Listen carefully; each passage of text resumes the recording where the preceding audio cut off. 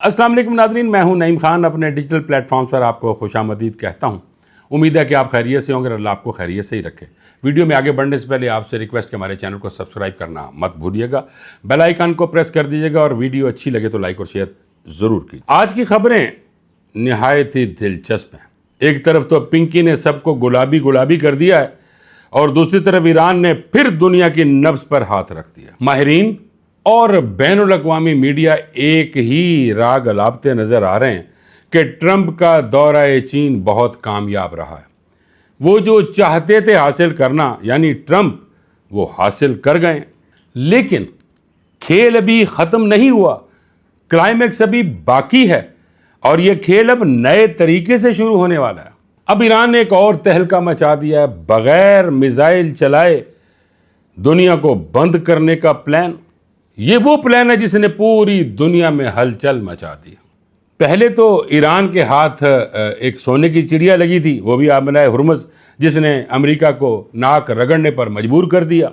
अब ईरान एक नया प्लान बना चुका है कि अगर ये कशीदगी जारी रहती है और उस पर हमला होता है तो वो बगैर मिसाइल चलाए दुनिया को तारीकी में डाल देगा। और वो क्या है? वो ये कि दुनिया भर का इंटरनेट का 99% जो हिस्सा है वो समंदर की तह में बिछी हुई तारों के जरिए चलता है। अब ईरान ने वो रास्ता ढूंढ दिया है जिसके जरिए वो मिसाइल चलाए बगैर ही दुनिया को घुटनों पर ला सकता है। इस खतरनाक मंसूबे की तफसीलात बड़ी होशरुबा है नाजरीन।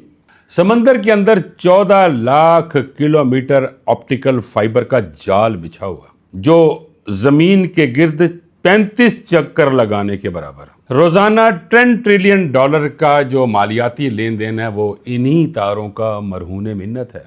बैंकिंग का स्विफ्ट सिस्टम हो, स्टॉक मार्केट की ट्रेडिंग हो या सप्लाई चेन का डाटा, सब कुछ इन्हीं तारों में कैद है, जिनकी मोटाई एक आम वाटर पाइप से ज्यादा नहीं है।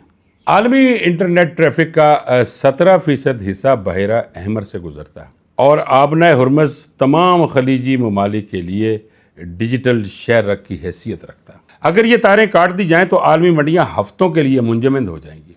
माहिरीन अभी सोच में पड़ गए हैं कि अगर ये तारें काट दी गई तो इस वक्त तो जंगी हालात हैं, इसको रेस्टोर करने के लिए महीनों लग जाएंगे और अगर ये महीने लग गए तो आलमी मईशत का भट्ठा बैठ जाएगा, यानी कि मुकम्मल ब्लैकआउट। यही वजह है कि ईरानी दंदनाते फिर रहे हैं और पूरी दुनिया को अपने मौक़िफ़ से आगाह कर रहे हैं और अमेरिका सिर्फ भीख मांग रहा है कि इन हालात को कंट्रोल कैसे किया जाए। मैं कल अमेरिकी माहिर सियासियात रॉबर्ट पेप को सुन रहा था। वो ये कह रहे थे कि इस वक्त अमेरिका की सूरत हाल 1960 जैसी होती जा रही है, जैसे उस वक्त के सदर जॉनसन ने वियतनाम पर हमला किया था और फिर उस हमले के बाद अमेरिका को अंदरूनी और बैरूनी दोनों तरह के दबाव का शिकार होना पड़ा। आज वही सूरत हाल सदर ट्रंप के साथ हो गई है कि सदर ट्रंप ने ईरान की जंग जो छेड़ी है उसकी वजह से उनको अंदरूनी और ख़ास तौर पर बैरूनी दबाव का बहुत ज़्यादा शिकार होना पड़ गया है और सदर ट्रंप की जो इस वक्त सूरत हाल है वो दीदनी है। पहले ईरान के मुज़ाकरातकारों ने यह कहा था कि हम अमेरिका के एलची से बात नहीं करेंगे और फिर अब जर्मन चांसलर ने यह कह दिया कि सदर ट्रंप की बहुत ज़्यादा तजलील हो रही है।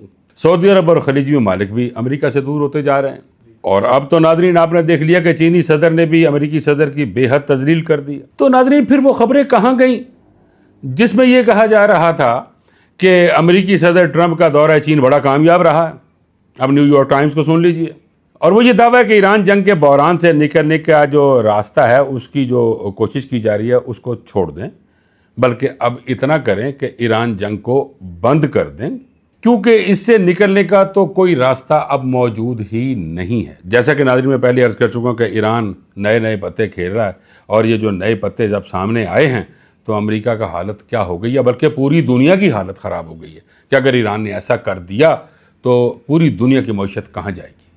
साथ ही एक और चीज़ कि क्या अब अमेरिका खलीजी ममालिक से पीछे हट जाएगा, क्योंकि जो वहाँ पे अड्डे हैं, अमेरिकन अड्डे, उनकी अब देखभाल और उनकी रेस्टोरेशन के लिए अब इतना कुछ खर्च होगा कि अब ये अमेरिका के कौमी मफादात के बिल्कुल मुनाफी हो जाएगा। अब लग ये रहा है कि जितने भी खलीजी ममालिक हैं उनको अपनी जो सिक्योरिटी है उसकी सूरत हाल को खुद ही देखना पड़ेगा और खुद ही उठाना पड़ेगा, क्योंकि अमेरिका का मुकाबला बराह रास्त चीन और रूस के साथ है। लेकिन अगर अमेरिका अपने वसाइल दूसरे मामलात में झोंकता रहा, यानी दूसरे ममालिक के साथ जंग करके, जैसे कि ईरान के साथ जंग हो रही है और साथ दे रहा है वो इसराइल का, यानी उसका अमेरिका का अपना कोई बेनिफिट इसके अंदर नहीं है, ना अमेरिकन का ना अमेरिका का, ये किसी की जंग लड़ी जा रही है।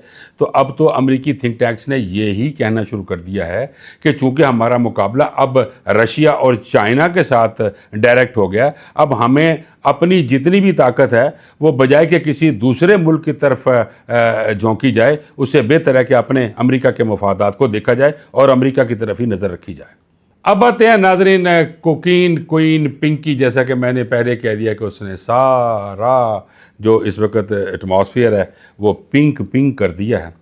आज उनको अदालत में पेश किया गया, जैसे वो पहले अदालत में पेश हुई थी बड़ी अकड़ के चल रही थी, और आज जब उनको अदालत में पेश किया गया तो उनकी हालत दीदनी थी। बड़ा उनको लपेट कर रखा हुआ था चादर के अंदर, यानी वो पहले वाली हालात कहाँ गए। जैसे ही वो मीडिया नुमाइंदगान के सामने आई तो फट पड़ी। वैसे भी जो उन्होंने ये कहा है, उनकी कुछ वीडियोस मेरी नज़र से भी गुजरी हैं। अब वो तो इल्ज़ाम लगाना शुरू हो गई हैं और मुतअद्दद इल्ज़ामात लगाए। अदालत से रवानगी के दौरान एक साफ़ी ने उनसे सवाल किया कि आप मीडिया से कुछ कहना चाहेंगी, तो उन्होंने ज़ोरदार तरीके से कहा कि हम तो डूबे हैं सनम, उनको भी ले डूबेंगे। अब ये पता नहीं नाजरीन कि उन कौन है। अनमोल उर्फ पिंकी ने अदालत में भी बड़ा शोर शराबा मचाया और कहा कि मुझ पर तशद्दुद हो रहा है, मुझसे झूठे बयान दिलवाए जा रहे हैं, मुझसे ये भी झूठे बयान दिलवाए जा रहे हैं कि बनी गाला में आप किसको सामान देती थी। अच्छा, इन लोगों ने मुझसे झूठे बयान दिलवाए, इससे आप बोले बनी गाला में आप पता नहीं किस बंदे को सामान देकर आती है। इन्होंने मुझसे झूठे बयान दिलवाए। मुझे लाहौर से 22 दिन पहले उठा लेकर आए और ये भी कहा कि मुझे 22 दिन से उठाया हुआ, मुझे लाहौर से गिरफ्तार किया और मुझे कराची ले आए हैं। वैसे नाजरीन क्या कमाल की बात है कि जब मामला अपने ऊपर आ गया तो फिर वो इल्ज़ामात की बुछाड़ कर रही हैं। अब तो पाकिस्तान में भी फिल्म शुरू होने वाली है। जैसा कि मैंने पहले अर्ज़ किया कि चाइना में जब वो जो पूरी फिल्म चली सदर ट्रंप के साथ, अब ये पाकिस्तान में भी एक फ़िल्म चलने वाली है। अभी तो ट्रेलर रिलीज़ किया गया है। ट्रेलर को देखकर लगता यूँ है कि फ़िल्म बहुत दिलचस्प होगी, लेकिन हो सकता है कि ख़तरनाक भी हो। मे भी बड़े बड़े नामों को ऑबलाइज किया जाए या फिर बड़े बड़े नामों के गिर्द शिकंजा टाइट किया जाए। आने वाले दिनों में बहुत ही हैरत अंगेज़ इंकशाफात होने वाले हैं। आप भी सुनते रहिए, हम आपको सुनाते रहेंगे। नाज़रीन अब तक के लिए इतना ही। आपसे मुलाकात होगी अगली वीडियो में। मुझे इजाज़त दीजिए। अल्लाह निगहबान।